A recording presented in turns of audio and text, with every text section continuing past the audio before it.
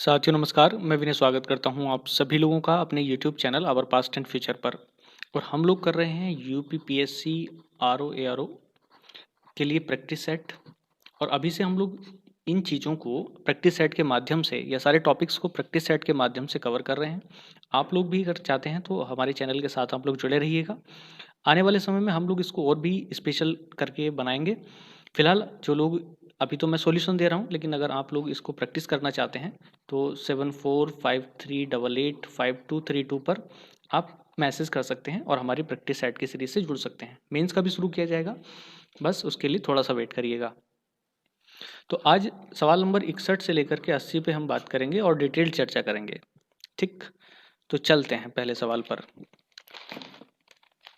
Sorry.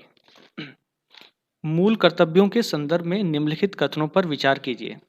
तो पहली चीज, 42वां संविधान संशोधन 1976 के माध्यम से एक कर्तव्य जोड़ा गया जो भारत के प्रत्येक नागरिक को 6 से 14 साल तक के बच्चे या प्रतिपालित को शिक्षा का अवसर प्रदान करने के लिए निर्देशित करता है। तो पहले हम इस पर बात करेंगे। तो 42वें संविधान संशोधन में तो मूल कर्तव्य जोड़े गए थे 51A, सारे एक से नहीं। और इसमें जो प्रावधान है ये 86वां संविधान संशोधन था 2003 का। ठीक, तो पहली चीज़ आप खुद ही समझ रहे होंगे कि ये स्टेटमेंट यहाँ पे सही पे बात करनी है, तो ये सही नहीं है। तो क्या करना है, पहले वाले को गलत कर देना है। मूल कर्तव्यों में नैतिक कर्तव्यों के साथ साथ नागरिक कर्तव्य भी शामिल है, बिल्कुल सही बात है। क्योंकि हमें जैसे सार्वजनिक संपत्ति की सुरक्षा भी करने का ध्यान होना चाहिए। राष्ट्रगान, राष्ट्रगीत, इन सबका सम्मान करना चाहिए, संविधान का भी। संसद के पास उपयुक्त विधि द्वारा मूल कर्तव्यों को प्रवर्तित करने का अधिकार है, बिल्कुल सही बात है। ठीक, तो ये किए ही हैं प्रवर्तित, इनको लागू कराने का। तो ये दूसरा और तीसरा यहाँ पे सही है, इसलिए राइट आंसर है बी और सी। और यहाँ पर आप ये देख सकते हैं कि जो मूल कर्तव्य हैं ये सरदार स्वर्ण सिंह समिति, सरदार स्वर्ण सिंह समिति की सिफारिश पर लागू किए गए थे 42वें संविधान संशोधन में। ठीक है, नेक्स्ट, भारतीय संविधान के अनुच्छेद 22 में प्रदत्त निवारक निरोध के संबंध में निम्नलिखित कथनों पर विचार कीजिए। तो यहाँ पर मैं आपको दो चीज़ें बताऊंगा कि जो हमारी हिरासत है, एक्चुअल में अनुच्छेद 22 में गिरफ्तारी के संबंध में कुछ संरक्षण प्रदान किए गए हैं, यानी कि हिरासत। ठीक है, गिरफ्तारी या हिरासत कह लीजिएगा। हमें या किसी व्यक्ति को दो प्रकार से हिरासत में लिया जा सकता है या उसको गिरफ्तार किया जा सकता है। पहला, एक तो दंड विषयक होता है, दोनों चीज़ों को जरा ध्यान दीजिएगा। और एक होता है निवारक। तो आप ऊपर जो शब्द पढ़ रहे हैं उसको समझने के लिए इस निवारक निरोध को, निरोध का मतलब गिरफ्तारी से ही है। तो निवारक और एक दंड विषयक। तो निवारक और दंड विषयक में डिफरेंस क्या होता है वो यहाँ पे समझे। दंड विषयक वो होता है जब कोर्ट के द्वारा अपराध सिद्ध करने के बाद कोई पनिशमेंट दिया गया है, तो अगर उसकी गिरफ्तारी तब होती है तो वो दंड विषयक हिरासत कही जाएगी। निवारक होती है रोकने के लिए, प्रिवेंटिव, यानी कि कोई घटना भविष्य में ना हो। जैसे आपने चुनाव में देखा होगा, तो कुछ जो लोग बहुत ज़्यादा सेंसिटिव पर्सन होते हैं उनको पहले ही गिरफ्तार कर लिया जाता है ताकि आने वाले चुनाव के समय वो किसी प्रकार का लफड़ा ना करें। तो ये गिरफ्तारी होती है निवारक। तो दंड विषयक में तो कोई सिस्टम है ही नहीं, वो तो सीधे चलते हैं। लेकिन निवारक क्योंकि अपराध किया नहीं है, उसके शंका के आधार पर उठा लिया गया है, तो वहाँ पर कुछ फायदे या कुछ चीज़ें वहाँ पर देनी पड़ेंगी उस व्यक्ति को। तो वही चीज़ हम यहाँ पे बात कर रहे हैं। तो पहला है, हिरासत के आधार से संबंधित तथ्यों को उजागर करने की आवश्यकता नहीं है यदि वे सार्वजनिक हितों के विरुद्ध हों तो। बिल्कुल सही बात है, अगर सार्वजनिक हितों के मामले में है तो उसे ये भी बताने की आवश्यकता नहीं है कि उसको हिरासत में क्यों लिया गया है। जबकि नॉर्मल कंडीशन में पहला आपको मैं इसमें बता देता हूँ, 3 आधार होते हैं, थ्री आधार। पहला कि कारण बताना आवश्यक है, कारण बताना आवश्यक। ठीक है, दूसरा, आप अपनी मर्जी से वकील कर सकते हैं। तो जो वकील आपको लगता है कि सुटेबल है तो उसको आप कर सकते हैं। और तीसरी बात है कि 24 घंटे के अंदर, 24 आवर्स के अंदर आपको मजिस्ट्रेट के सामने पेश करना पड़ेगा। ठीक है, यानी कि आप 24 घंटे से ज़्यादा किसी व्यक्ति को हिरासत में नहीं रख सकते हैं। ठीक है, उसको मजिस्ट्रेट के सामने पेश करना ही पड़ेगा। जिस व्यक्ति को हिरासत में लिया गया है उसे हिरासत के विरुद्ध प्रतिवेदन करने का पर्याप्त अवसर दिया जाना चाहिए, बिल्कुल सही बात है, ये वकील करने का अपने हिसाब से। यह सुरक्षा भारतीय नागरिकों के साथ साथ विदेशियों को उपलब्ध है, ये भी बात बिल्कुल सही है। क्योंकि आपको पता है वही आर्टिकल आपको याद रखने हैं जो केवल भारतीयों को प्राप्त हैं। 15, 16, 19, 29 और 30 ये वो आर्टिकल्स हैं जो केवल और केवल भारतीयों को प्राप्त हैं। इसके अलावा सारे आर्टिकल या सारे अधिकार विदेशियों को भी प्राप्त हैं साथ साथ। तो इसलिए यहाँ पे आंसर होगा तीसरा। आप यहाँ पे आसानी से कर सकते हैं। नेक्स्ट, किस मामले में सुप्रीम कोर्ट ने यह निर्णय दिया कि अनुच्छेद 21 केवल मनमानी कार्यकारी कार्यवाही के विरुद्ध सुरक्षा प्रदान करता है, ना कि मनमानी विधायी कार्यवाही के। यानी कि कार्यकारी का मतलब होता है एप्लीकेबल करना, यानी कि उसको लागू करना। तो यानी कि कार्यकारी शक्ति जो आप यूँ कह लीजिएगा जैसे राष्ट्रपति के पास है, तो उसको इम्प्लीमेंट कराने से जुड़ी हुई चीज़ों के विरुद्ध सुरक्षा प्रदान करता है। विधायी सुरक्षा के, या अगर कानून बनाया जाता है उस चीज़ को लेकर के, बात को समझने की कोशिश करना। विधायी का मतलब होता है कानून। अगर उससे जुड़ा हुआ कोई कानून बना दिया तो उसके विरुद्ध सुरक्षा नहीं मिलेगी, लेकिन अगर कोई एक्शन आपके खिलाफ ऐसे ही लिया जा रहा है तो उसमें सुरक्षा आपको दी जाएगी। आर्टिकल नंबर 21 ये पूछ रहा है किस मामले में ऐसा किया गया था, तो वो आपको याद रखना है, गोपालनबाद 1950। कोई ऐसा स्पेशल सवाल नहीं है, लेकिन आपको पढ़ लेना है। कुछ दशाओं में काम, शिक्षा और लोक सहायता पाने से संबंधित अधिकार का वर्णन कहाँ पे किया गया है? तो आर्टिकल नंबर 41 में कुछ दशाओं में काम, ठीक है, रोजगार इत्यादि प्राप्त करने का जो अधिकार का वर्णन है वो 41 नंबर आर्टिकल में किया गया था। तो आप यहाँ से कर सकते हैं। राष्ट्रपति के संबंध में सत्य बताना है, ठीक है। तो देखें, पहले राष्ट्रपति के निर्वाचन में संसद के मनोनीत सदस्य भाग नहीं लेते, बिल्कुल सही बात है। केवल निर्वाचित सदस्य भाग लेते हैं। निर्वाचित शब्द आपको हमेशा याद रखना है राष्ट्रपति के निर्वाचन से जुड़े होने में। राष्ट्रपति पद के लिए लोकसभा का सदस्य निर्वाचित होने की योग्यता होनी चाहिए, बिल्कुल सही बात है। तो इसलिए दोनों ही स्टेटमेंट यहाँ पे सही है, तो आपका आंसर हो जाएगा सी। एक इम्पोर्टेंट सवाल आपके लिए, संसदीय प्रक्रिया में अंतर्प्रदर्न क्या होता है? तो अंतर्प्रदर्न को आप सीधे याद कर सकते हैं, किसी भी सरकारी अधिकारी से किसी नीति या कार्य का विवरण मांगना अंतर्प्रदर्न कहलाता है। तो ये टर्म बस आपको पढ़ लेनी है, इससे ज़्यादा यहाँ पे कुछ नहीं करना है। अनुच्छेद 312 के अंतर्गत अखिल भारतीय सेवा का सृजन कर सकती है। तो आपको सबसे पहली बात आपको ध्यान ये रखना है कि अगर अखिल भारतीय नई सेवा कोई जनरेट करनी है, फिलहाल अभी 3 है, IAS, IPS और IFS, ठीक। तो IFS बाद में जोड़ी गई है इन दोनों के, तो आपको ये बतानी है कि कब इसको जोड़ा गया, तो ये आपको बताना है। तो नई अगर अखिल भारतीय कोई सेवा जनरेट करनी है, जैसे बात उठी थी एक IES बने, इंडियन एनवायरनमेंट सर्विस, तो अगर इस प्रकार की कोई सेवा बननी है तो उसके लिए आर्टिकल नंबर है 312। कौन बना सकता है? राज्यसभा, ये दूसरा पॉइंट है, ठीक है। राज्यसभा ही ये काम कर सकती है, लोकसभा को इसकी स्पेशलिटी नहीं दी गई। और तीसरी बात क्या है कि क्या उसको साधारण बहुमत से कर सकते हैं? नहीं, तो 2/3 बहुमत चाहिए, यानी कि विशेष बहुमत। तो आपके लिए ये यहाँ पे इम्पोर्टेंट बात है, ठीक, तीनों चीजें। नेक्स्ट, भारतीय संविधान के अनुच्छेद 20(2) में वर्णित दोहरा दंड का प्रावधान लिया गया है, ये आपको बताना है। कहाँ से? तो ये तो सीधा सा सवाल है, अमेरिका से। लेकिन इसमें 3 प्रावधान किए गए हैं आर्टिकल नंबर 20 में, तो मैं बताता हूँ। पहला क्या प्रावधान है उसको समझें, बताने की कोशिश करूँगा, आप इसको समझिए जरा। एक तो कोई पोस्ट लॉ नहीं। पोस्ट लॉ मतलब होता है कोई पूर्व पद, जो, इसको थ्योरी में समझें आप। जैसे आज के समय अगर फांसी, किसी अपराध के लिए फांसी का प्रावधान है, या किसी अपराध के लिए मान लीजिएगा 2 साल का कारावास है, मान लीजिएगा किसी अपराध के लिए 2 साल का कारावास है। अब तो ऐसे नहीं है कि हम उसको बाद में कोई कानून बना करके एक ही इसी सज़ा के लिए 5 साल का प्रावधान कर दें और उसके तहत इसको सज़ा दें, नहीं। तो घटना के समय जिस अपराध के लिए जितनी सज़ा का प्रावधान है, केवल उतनी ही सज़ा उस व्यक्ति को दी जाएगी। ये होता है पोस्ट लॉ, ठीक है। पोस्ट लॉ, कोई पोस्ट लॉ नहीं बनेगा, मतलब उसके लिए आगने वाला, पोस्ट का मतलब होता है बाद में, कोई नया कानून बना करके सज़ा नहीं दी जा सकती है। दूसरी बात है दोहरा दंड नहीं, जो अभी बात चल रही है। दोहरा दंड का मतलब होता है कि एक ही अपराध के लिए 2 बार सज़ा नहीं मिल सकती है। अगर किसी कोर्ट ने उसको सज़ा दे दी गई है, के द्वारा दे दी गई है, तो दोबारा से सज़ा नहीं मिल सकती। हाँ, एक चीज़ हो सकती है कि अगर दोनों संस्थाएं अलग हैं, जैसे कोर्ट ने अलग सज़ा दे दी प्लस विभाग की सज़ा अलग हो सकती है, विभागीय मामला। मान लो कोई कंपनी में आप जॉब करते हैं, तो कोर्ट ने आपको उस गमन के लिए या भ्रष्टाचार के लिए 2 साल की सज़ा मान लो दे दी हो, तो विभाग क्या कर सकते हैं, आपको उस नौकरी से सस्पेंड कर सकता है। तो ये कोर्ट की सज़ा अलग हो गई, ये विभाग की अलग, ठीक। तो विभागीय कार्यवाही आपके लिए अलग हो सकती है, वो दोहरे दंड में नहीं आता।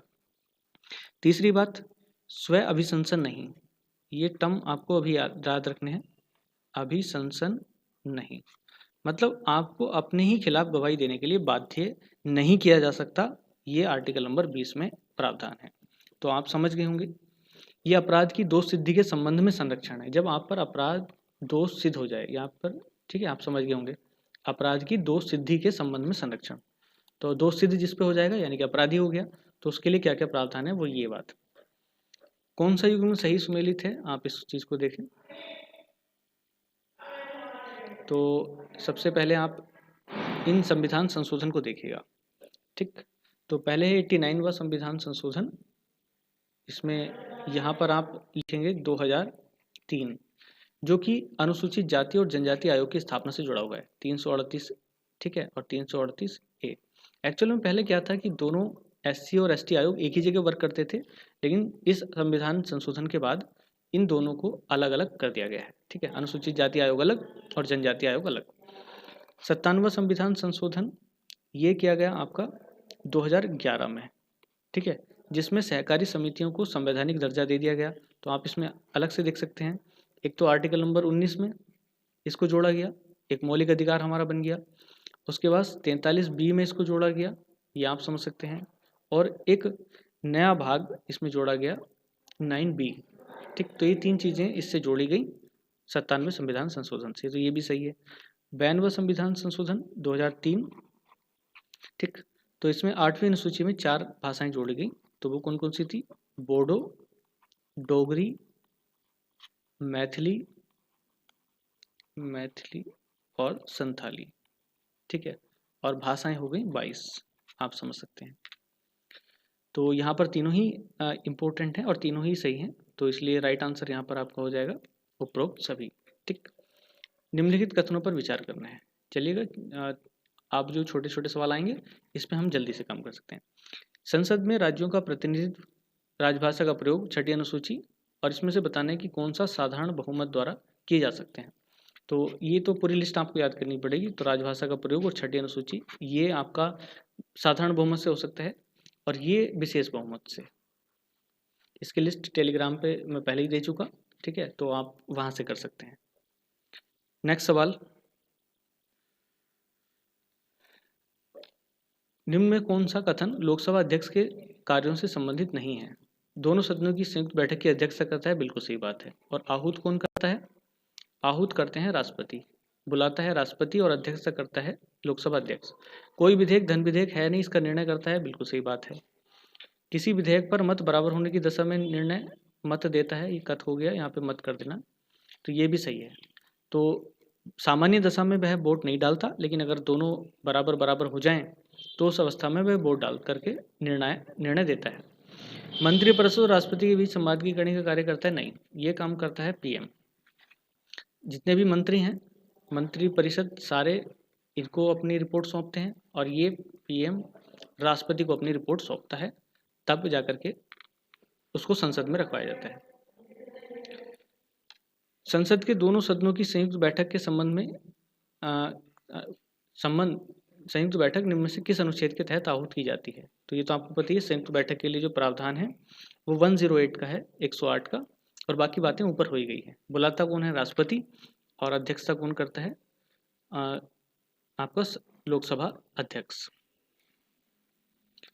केंद्रीय मंत्रिपरिषद सामूहिक रूप से निम्न में से किसके प्रति उत्तरदायी होती है। बहुत इंपॉर्टेंट सवाल है, लोकसभा। और जबकि आप स्टेट में देखेंगे तो स्टेट में जो मंत्रिपरिषद होती है तो वो विधानसभा के, स्टेट में विधानसभा के प्रति मंत्रिपरिषद उत्तरदायी होती है। नेक्स्ट सवाल, यदि लोकसभा सरकार द्वारा प्रस्तुत बजट को अस्वीकार कर दे तो, ठीक, तो क्या होगा। तो आपको सीधा सीधा याद रखना है, इसमें मंत्रिपरिषद को त्याग पत्र देना पड़ता है। और त्याग पत्र में आपको एक ये बात ध्यान रखनी है, बजट अगर फेल हो गया या अभिवादन जो प्रस्ताव होता है, जब राष्ट्रपति आकर के पहली बार प्रत्येक चुनाव के बाद और प्रत्येक साल में पहले सत्र में जब राष्ट्रपति अभिभाषण करते हैं तो उसके बाद धन्यवाद प्रस्ताव आप कह लीजिएगा, ये लाया जाता है। और अगर ये भी पास ना हो तब भी मंत्रिपरिषद को त्यागपत्र देना पड़ता है। ठीक, बात समझ गए। बजट पेश नहीं हो रहा तब भी, धन्यवाद प्रस्ताव पास नहीं हो रहा तब भी, या फिर इनके खिलाफ अविश्वास प्रस्ताव पास हो गया हो तब भी मंत्रिपरिषद को त्यागपत्र देना पड़ता है। बात समझ गए होंगे, तीनों चारों कंडीशन, कोई दिक्कत नहीं। धन विधेयक के मामले में बात करनी है तो धन विधेयक प्रस्तुत किया जा सकता है केवल लोकसभा में।